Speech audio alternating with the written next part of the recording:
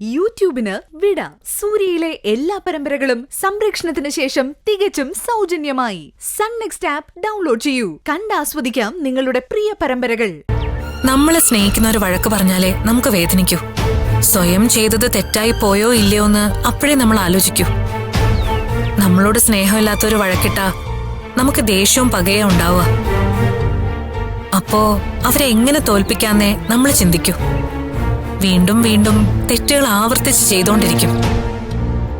അവള് അത്ര മോശം കുട്ടിയൊന്നും അല്ലമ്മേ. അവളെ ശരിയാക്കി എടുക്കാൻ പറ്റുന്ന എന്റെ മനസ്സ് പറയുന്നേ.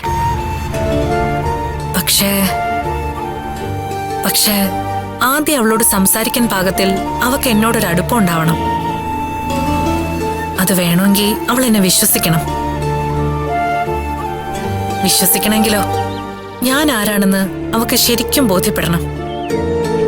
അതിനാദ്യം എനിക്കറിയണം ഞാൻ ആരാണെന്ന്. എന്നോടാർക്കും മതിപ്പ് തോന്നണമെന്നില്ല. പിന്നെ സ്നേഹവും അടുപ്പവും തോന്നാൻ മാത്രം എന്താ എനിക്കുള്ളത്? ഇവിടെ വരുന്നവര് പറഞ്ഞു കേൾക്കുന്ന ജീവിതത്തെപ്പറ്റി അമ്മ ഒന്ന് ആലോചിച്ച് നോക്കൂ. അഭിജിത്തിന്റെ കയ്യിലെ ഫോണിലുള്ള വീഡിയോ പോലുള്ളൊരു ജീവിതമാണ് ഞാൻ ശരിക്കും ജീവിച്ചിട്ടുള്ളതെങ്കിൽ അങ്ങനെയുള്ള എന്നെ അനുസരിക്കാൻ അവരാരും ഒരു കാലത്തും തയ്യാറാവില്ല. അത് ഉറപ്പല്ലേ അമ്മ? അമ്മയ്ക്ക് എന്ത് തോന്നുന്നു? ഞാൻ അങ്ങനെ ഒരു മോശം പെണ്ണായിരുന്നോ? അങ്ങനെയാണെങ്കിൽ ഞാൻ എങ്ങനെയാണമ്മേ അങ്ങനൊരു ജീവിതത്തിലേക്ക് ചെന്ന് പെട്ടത്? എന്റെ മകൾ ഒരിക്കലും അങ്ങനൊരു കുട്ടി ആവില്ല, അതെനിക്ക് ഉറപ്പുണ്ട്. അപ്പോ ആ വീഡിയോയിൽ കണ്ടത് അത് മോളാവില്ല.